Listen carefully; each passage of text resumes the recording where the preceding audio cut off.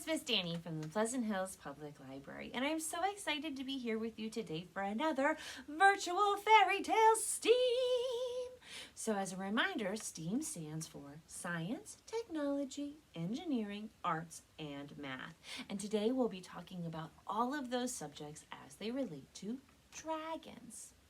So dragons don't really exist. They're mythological creatures that have existed in folklore from cultures all around the world for thousands of years. In Western cultures, dragons are often shown as giant reptiles covered in scales, able to breathe fire with bat-like wings. In Eastern cultures, dragons are often depicted as intelligent snake-like creatures without wings. Because dragons don't really exist, anthropologists believe that the idea of dragons came from ancient discoveries of dinosaur fossils, plus our evolutionary fear of snakes and dangerous reptiles. In ancient Mesopotamia, dragons were often thought of as being a mixture of lions, eagles, and scorpions, and were believed to be weather gods. In ancient Egypt, dragons were associated with the god of chaos, Apep, who was believed to cause thunderstorms and earthquakes. In ancient Greece and ancient Rome, dragons were believed to have supernatural powers and were considered bringers of death and chaos. One of the first written mentions of dragons actually appears in Homer's Iliad. In Germanic and Norse mythology, dragons were often depicted as evil sea serpents. In Old English, dragons were thought of as greedy hoarders, and in the old poem Beowulf, a sleeping dragon is awoken when someone steals a cup from his pile of treasure, and then he goes on a violent rampage. In medieval Europe, the idea of dragons really took hold. In fact, medieval Europeans believed dragons to be real, just like unicorns. Dragons were often thought of evil and were blamed for deaths of animals and people and pretty much any bad thing that ever happened. Dragons have existed in Chinese culture and folklore for centuries. In fact, it's the highest ranking animal in Chinese animal hierarchy. It's often seen as a snake-like creature with 4 legs and represents luck, power, and strength, but only to those who deserve it. It's often thought to control the rain and floods. In modern times, dragons are a very popular creature found in the fantasy genre. You can read about dragons in books, you can watch movies and TVs that feature dragons, and you can even find cool shirts with dragons. They're everywhere. We have so many awesome dragon books here at the Pleasant Hills Public Library that it was really hard to choose what to read to you guys today. Ultimately, I decided on this one, St. George and the Dragon, which is arguably the most famous dragon folktale to come out of Western culture. This particular version is retold by Margaret Hodges, illustrated by Trina Shart-Hyman, and read today with permission of Little Brown and Company. You can see it has some fairies in it. Very exciting. In the days when monsters and giants and fairy folk lived in England, a noble knight was riding across a plain. He wore heavy armor and carried an ancient silver shield marked with a red cross. It was dented with the blows of many battles fought long ago by other brave knights. The Red Cross Knight had never yet faced a foe and did not even know his name or where he'd been born. But now he was bound on a great adventure, sent by the Queen of the Fairies to try his young strength against a deadly enemy, a dragon grim and horrible. Beside him, on a little white donkey, rode a princess leading a white lamb, and behind her came a dwarf carrying a small bundle of food. The lady's lovely face was veiled, and her shoulders were covered with a black cloak, as if she had a hidden sorrow in her heart. Her name was Una.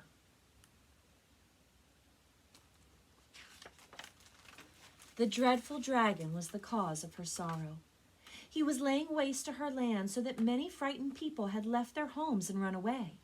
Others had shut themselves inside the walls of the castle with Una's father and mother, the king and queen of the country. But Una had set out alone from the safety of the castle walls to look for a champion who would face this terrible dragon. She had traveled a long, long way before she found the Red Cross Knight. Like a sailor long at sea under stormy winds and fierce sun, who begins to whistle merrily when he sees land, so Una was thankful. Now the travelers rode together through wild woods and wilderness, perils and danger toward Una's kingdom. The path they had to follow was straight and narrow, but not easy to see. Sometimes the Red Cross Knight rode too far ahead of Una and lost his way, and then she had to find him and guide him back to the path. So they journeyed on. With Una by his side, fair and faithful, no monster or giant could stand before the knight's bright sword. After many days, the path became thorny and led up a steep hillside, where a good old hermit lived in a little house by himself. While Una rested, the Red Cross Knight climbed with the hermit to the top of the hill and looked out across the valley. There, against the evening sky, they saw a mountaintop that touched the highest heavens. It was crowned with a glorious palace, sparkling like stars, encircled with walls and towers of pearls and precious stones. Joyful angels were coming and going between heaven and the high city. Then the Red Cross Knight saw that a little path led up the distant mountain to that city, and he said, "Why, I thought that the fairest palace in the world was the Crystal Tower in the city of the Fairy Queen, but now I see a palace far more lovely. Una and I should go there at once." But the old hermit said, "The Fairy Queen has sent you to do a brave deed in this world. That high city that you see is in another world. Before you climb the path to it and hang your shield on its wall, go down into the valley and fight the dragon that you were sent to fight." "It is time for me to tell you that you were not born of the fairy folk, but of English earth. The fairies stole you away as a baby while you slept in your cradle. They hid you in a farmer's field where a plowman found you. He called you George, which means plow of the earth, and fight the good fight. For you were born to be England's friend and patron saint, St. George of merry England." Then George, the Red Cross Knight, returned to Una, and when morning came, they went together down into the valley. They rode through farmlands where men and women working in their fields looked up and cheered because a champion had come to fight the dragon, and children clapped their hands to see the brave knight and the lovely lady ride by. "Well, now we have come to my own country," said Una. "Be on your guard. See, there is the city and the great brass tower that my parents built strong enough to stand against that brassy-scaled dragon. There are my father and mother looking out from the walls, and the watchman stands at the top, waiting to call out the good news if help is coming." Then they heard a hideous roaring that filled the air with terror and seemed to shake the ground. The dreadful dragon lay stretched on the sunny side of a great hill, like a great hill himself, and when he saw the knight's armor glistening in the sunlight, he came eagerly to do battle. The knight bade his lady stand apart, out of danger, to watch the fight, while the beast drew near, half flying, half running. His great size made a wide shadow under his huge body as a mountain casts a shadow on a valley. He reared high, monstrous, horrible, and vast, armed all over with scales of brass fitted so closely that no sword or spear could pierce them. They clashed with every movement. The dragon's wings stretched out like two sails when the wind fills them. The clouds fled before him. His huge long tail, speckled red and black, wound in 100 folds over his scaly back and swept the land behind him for almost half a mile. In his tail's end, 2 sharp stings were fixed, but sharper still were his cruel claws. Whatever he touched or drew within those claws was in deadly danger. His head was more hideous than tongue could tell, for his deep jaws gaped wide, showing 3 rows of iron teeth ready to devour his prey. A cloud of smothering smoke and burning sulfur poured from his throat, filling the air with its stench. His blazing eyes, flaming with rage, glared out from deep in his head. So he came toward the knight, raising his speckled breast, clashing his scales as he leaped to greet his newest victim.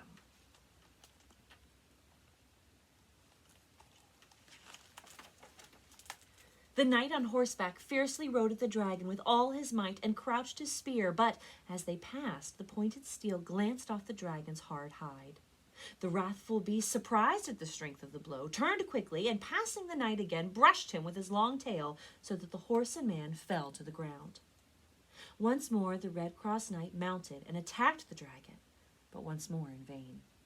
Yet the beast had never before felt such a mighty stroke from the hand of any man, and he was furious for revenge.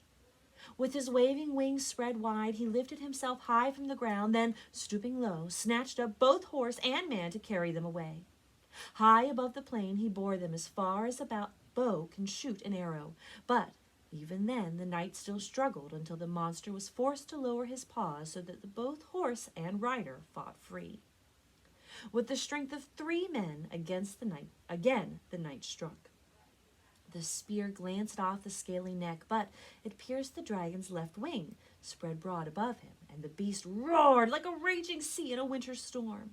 Furious, he snatched the spear in his claws and broke it off, throwing forth flames of fire from his nostrils.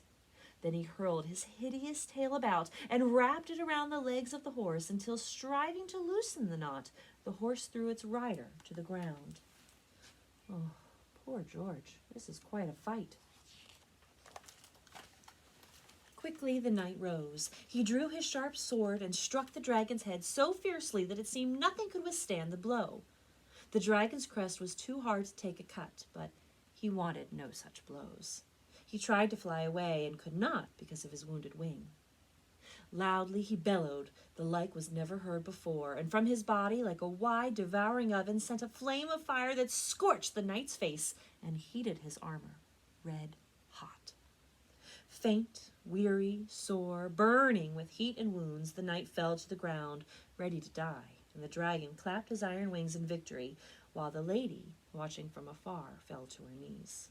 She thought that her champion had lost the battle. But it happened that where the knight fell, an ancient spring of silvery water bubbled from the ground. In that cool water the knight lay resting until the sun rose. Then he, too, rose to do battle again. And when the dragon saw him, he could hardly believe his eyes. Could this be the same knight, he wondered, or another who had come to take his place?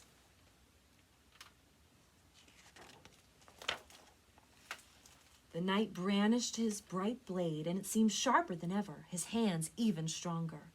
He smote the crested head with a blow so mighty that the dragon reared up like 100 raging lions. His long, stinging tail threw down high trees and tore rocks to pieces. Lashing forward, it pierced the knight's shield, and its point struck fast in his shoulder. He tried to free himself from that barbed sting, but when he saw that his struggles were in vain, he raised his fighting sword and struck a blow that cut off the end of the dragon's tail. Heart cannot think what outrage and what cries with black smoke and flashing fire the beast threw forth, turning the whole world to darkness. Gathering himself up, wild for revenge, he fiercely fell upon the sun-bright shield and gripped it fast with its paw. 3 times the knight tried and failed to pull the shield free. Then, lying about him with his trusty sword, he struck so many blows that the fire flew from the dragon's coat like sparks from an anvil, and the beast raised one paw to defend himself. Striking with might and main, the knight severed the other paw, which still clung to the shield. Oh, it's getting intense, y'all. Now, from the furnace inside himself, the dragon threw huge flames that covered all the heavens with smoke and brimstone, so that the knight was forced to retreat to save his body from the scorching fire. Again, weary and wounded from that long fight, he fell. When gentle Una saw him lying motionless, she trembled with fear and prayed for safety. But he had fallen beneath a fair apple tree, its spreading branches covered with red fruit, and from that tree dropped a healing dew that the deadly dragon did not dare to come near. Once more the daylight faded and night spread over the earth, and under the apple tree the knight slept.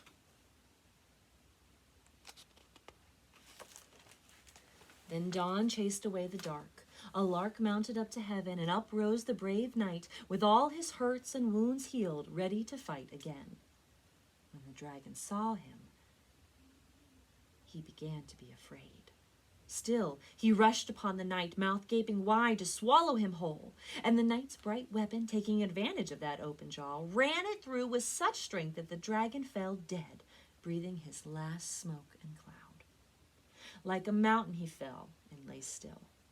The knight himself trembled to see that fall, and his dear lady did not dare to come near to thank her faithful knight until she saw that the dragon would stir no more. Now our ship comes into port, furl the sails and drop anchor, safe from storm, Una is at her journey's end.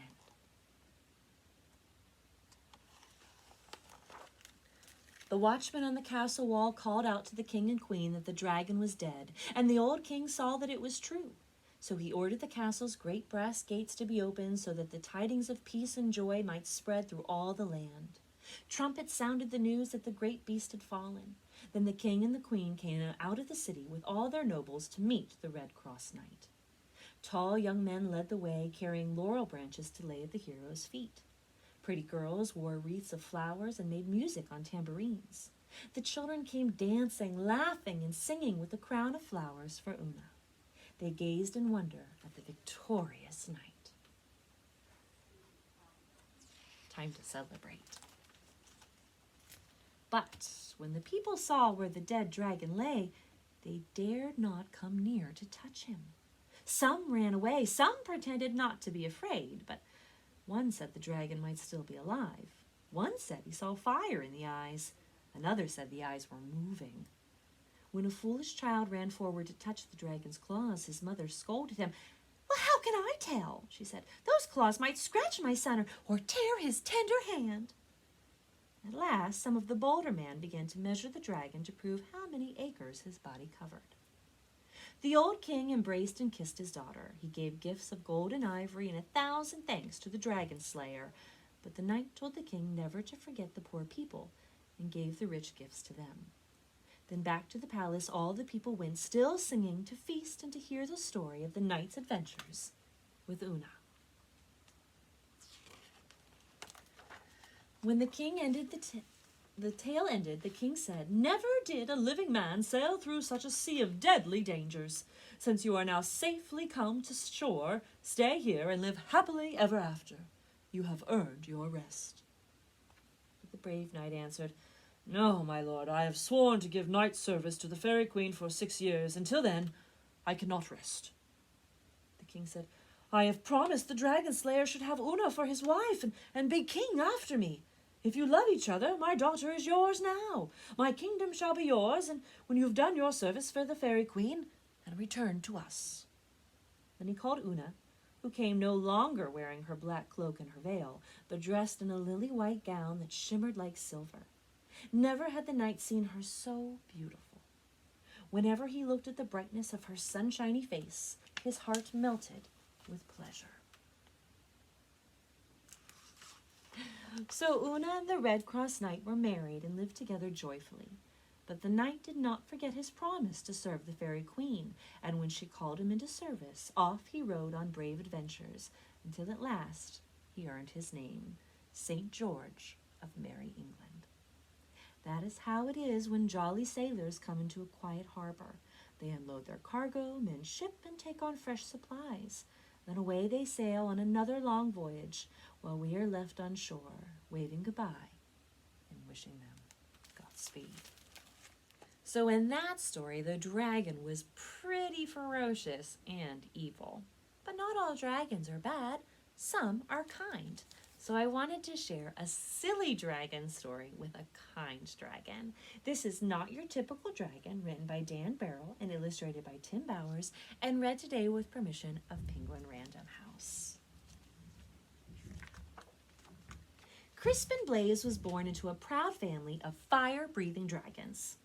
"Every Blaze breathes fire," explained his father. "I breathe fire, your mother breathes fire, and tomorrow when you turn 7, you'll breathe fire too." Well, the little dragon imagined all the forests he would burn down. He dreamed of all the castles he would destroy. He also considered boiling water to make tea, but he didn't tell his father that. The next day, Crispin sat among family and friends as a big cake was brought to the table. "Well, who will light the birthday candles?" his mother asked. I will, declared Crispin. He could feel a tingling inside his tummy. But when he opened his mouth, fire did not come out. Whipped cream came out. Crispin, shouted his father, dragons breathe fire. Oh, what will the neighbors think? Worried his mother. I love whipped cream, said his little sister Ashley. The little dragon was whisked off to the doctor the very next day. Please fix my son, demanded Crispin's father. Well, what seems to be the problem? Asked the doctor. Crispin opened his mouth and breathed, but fire did not come out. Band-aids came out. I see, said the doctor gravely. Dragons should breathe fire, insisted Crispin's father. Well, we were low on Band-aids, mumbled the nurse. The doctor sent Crispin home with medicine. He swallowed 2 teaspoons before going to school. It'll help you become a real dragon, said his father with a wink. After school, Crispin joined his first fire-breathing practice. One by one, little dragons aimed their fiery breath at stakes of logs until they burst into flames. Crispin stepped up confidently. He could feel the medicine bubbling in his belly, but when he opened his mouth, fire did not come out. Marshmallows came out. Dragons breathe fire, yelled the coach. Isn't that right, class? But the other dragons didn't answer. They were too busy looking for pointy sticks for marshmallow roasting. Oh, I guess I'm not a real dragon, Crispin thought. He worried that his family would be disappointed. So he ran away from home. The world can be a scary place for little dragons who can't breathe fire. Crispin found a dark cave. I will be a fireless dragon all by myself. I won't bother anyone, and no one will bother me. But an hour later, he had a visitor. I am Sir George, squeaked a thin, shiny knight. Show yourself, dragon! Crispin shuffled out of the cave. The thin, shiny knight held up a thin, shiny sword. Do your worst, dragon! Crispin opened his mouth, but fire did not come out. Soap bubbles came out. Don't you breathe fire, dragon? Crispin shook his head. I can't, Sir George moaned. Oh, but my father insists that I fight a fire-breathing dragon. It even says here in my book that your typical dragon breathes fire. I'm not your typical dragon, Crispin explained. Sir George sighed. I can't go home. Me neither, Crispin nodded. But then he had an idea. Maybe your book could tell us what to do. Of course! Sir George searched through the pages. It says it's probably just your diet. Sir George fed Crispin spicy curry, scorching chili, and blistering salsa. Crispin opened his mouth, but fire did not come out. Red party streamers came out. At least they're the right color, Sir George added kindly. Sir George searched through the book again. Aha! It says it's probably your attitude. Sir George showed Crispin how to look mean and angry enough to breathe fire. Crispin opened his mouth, but fire did not come out. Soft, cuddly teddy bears came out. Said Sir George. We may have taken a step backwards. Oh, it's no use, Crispin sighed. I'm just not your typical dragon. But Sir George was not ready to give up. Aha! The book says you're too stressed. Sir George made Crispin close his eyes while he described a quiet, relaxing day at the ocean. Do you feel calm? Now imagine 100 shiny knights attacking you. Crispin opened his mouth, but fire did not come out. Beach balls came out. Well, that's just plain weird. Secretly, Sir George was glad that Crispin couldn't breathe fire. He liked the little dragon and didn't want to fight him. Crispin liked the shiny knight too, but he missed his parents. Sir George, it's getting dark. I want to go home. The shiny knight patted him on the back. Well, don't worry, little dragon. I will take you. Crispin's parents were relieved when he arrived home safely, and Sir George was about to say goodbye when they heard a shout. There you are, boy! Why on earth are you playing with a fire-breathing dragon? Well, he's my friend, Father, whispered Sir George, and besides, he doesn't breathe fire. Huh, a dragon that doesn't breathe fire, that's the silliest thing I've ever heard, The shiny man laughed. Crispin's father stormed out of the house. My son is not silly. He may not breathe fire, but I certainly do. And Crispin's father let out a powerful spray of flames. Do your worst, dragon, declared the shiny man, but the flames scorched the lawn. That's enough, honey, said Crispin's mother. The flames singed the fence. You've made your point, dear. Now stop showing off, she scolded. And then the flames ignited the roof. Crispin's father panicked. I can't stop breathing fire. You'll burn our house down, cried his mother. You'll burn down the whole neighborhood. The dragons came running from all directions. They knew how to start fires, but no one knew how to stop them. Crispin suddenly felt a tingling in his tummy. He felt a bubbling in his belly. He opened his mouth, but fire did not come out. A gush of water shot out. Crispin aimed the water at his father's flames. He saved his home. He even saved the shiny man, who wasn't looking so shiny anymore. Hooray for Crispin! Everyone shouted. On Crispin's next birthday, there was a big party. Family and friends came from all over the land. Sir George and his family came too. Lots of dragons were dancing. Crispin stood with his mouth open wide, but fire still did not come out. Music came out instead. Your son, said an uncle to old Crispin's father, he's just not your typical dragon, is he? No, replied Crispin's father proudly. My son is something special. And then he jumped up and danced to Crispin's music too. I'm going to talk real quick about some of my favorite dragon books that we have here inside the Pleasant Hills Public Library that you can request using our curbside pickup. If you'd like to check out the books that I'm about to talk about or any item inside the Pleasant Hills Public Library, give us a call at 412-655-2424. Send us an email to pleasanthills@einetwork.net or leave a comment on this video and we can help you start a curbside pickup order. Online holds are also open here in Allegheny County, so you can also request items online using the catalog to be picked up here at the library. We're going to start today with this fun picture book. This is Dragon Knight, written and illustrated by J.R. Krause. What's particularly fun about this book is that the Pittsburgh Symphony Orchestra just released a read-aloud video featuring the author and illustrator, where the book is accompanied by music written by the orchestra. I highly suggest you check out the Pittsburgh Symphony Orchestra's website for more information. For beginning readers, we have two fun dragon series. We have the Dear Dragon series. This particular title is Dear Dragon Goes to Grandpa's Farm, written by Margaret Hillard and illustrated by Jack Pullen, but there's lots of other titles in this series.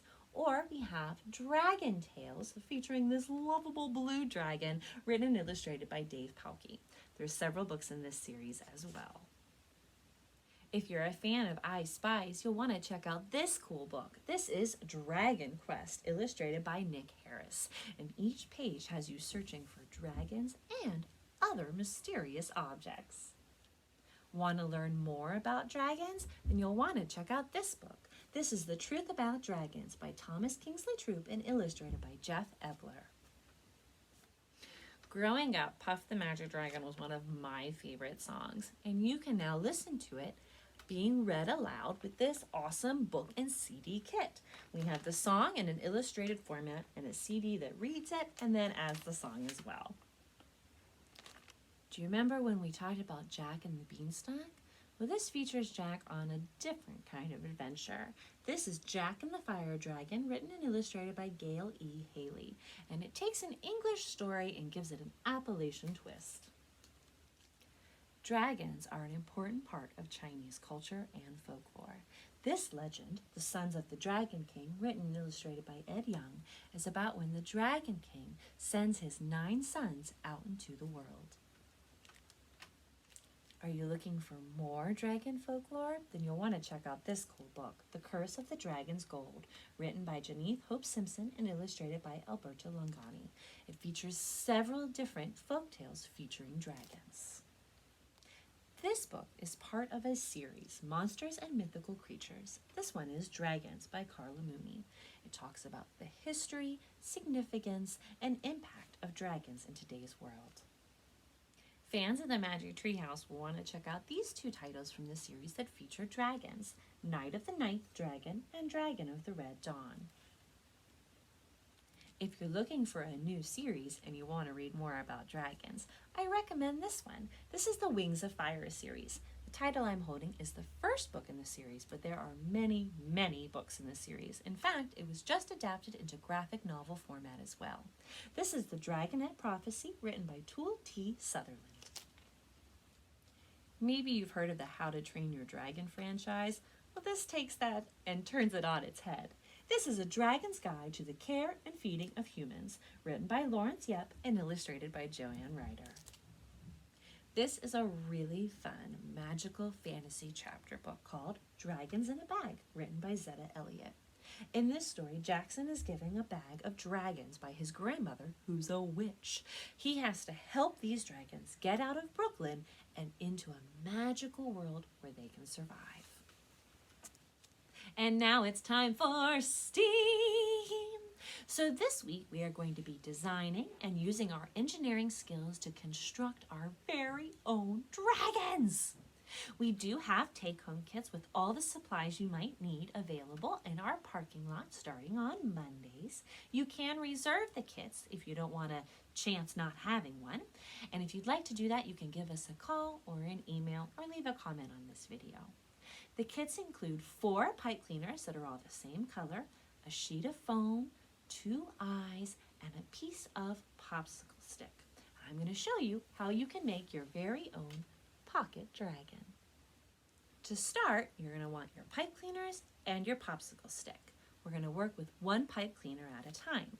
To start with your pipe cleaner, bend one corner onto itself over and over again, wrapping it around and around and around. Right now we're making the dragon's head. There's really no wrong way to wrap it. You just want to keep wrapping and keep wrapping, making your head nice and big, and leave about a finger's width or so to make your dragon's neck. So now grab your popsicle stick. You're going to take the neck portion of your dragon and wrap it around the popsicle stick maybe 1 or 2 times just to secure it. Then you're going to take another pipe cleaner and start wrapping it around that popsicle stick. Your goal with the second pipe cleaner is to cover as much of that as you can. Now you're going to take your third pipe cleaner and continue wrapping it around your popsicle stick. You do want to leave about 1 or 2 inches of the pipe cleaner exposed to be your dragon's tail. Now, if you'd like, you can glue your pipe cleaner to the stick to make it even stronger. So now we have our dragon's body. For our 4th pipe cleaner, we're going to start by folding it in half and then fold it in half 1 more time to make 4 portions. Then you're going to need to use some sharp scissors, and you might need grown-up help for this, to cut that into 4 pieces. 1, 2, 3, 4. These 4 pieces are your dragon's arms and legs. So, one at a time, tuck it into the different part of your body and fold it down. You can also wrap it around to make it a little bit more secure. So I have 1 leg. Oh, I wrapped that one the wrong way. There we go. 2 legs. And the fun thing about pipe cleaners is if you mess up, unfold it and try again. They're really flexible, which is awesome, especially when you're doing projects like this. Oh, that leg is a little wonky, friends. That's okay. Wrap that around. Ooh, wrapped it the wrong way. Wrapped it around. So I have my dragon body. Also kind of looks like a dinosaur. Next, use the foam to create different aspects of your dragon. You might want to draw and cut out some wings, maybe some horns, or spikes for the tail, or feet, whatever you want. It's up to you. It's your dragon. Once you've cut out all the different things you want to add to your dragon, it's time to glue them on. If you have access to a hot glue gun, it does make it go quicker, but make sure you have an adult help you, as hot glue guns can be kind of dangerous. If you don't have a hot glue gun, that's okay. Regular glue will work, it just takes a little bit longer, and you have to be a little bit more patient. Here again is my completed dragon with wings, horns, feet, and a spike on his tail. Your dragon will look different than mine, and that's okay because it's your dragon. Once you've completed your dragon, we would love to see pictures. Please feel free to add them as a comment to this video or to email them to us at pleasanthills@einetwork.net. All right, my friends, I hope you've enjoyed this week's STEAM challenge, and I can't wait to hear from you. Next week, we're going to be featuring folklore that has musical instruments, so get ready to jam with us. All right, have a great day. See you next time. Bye.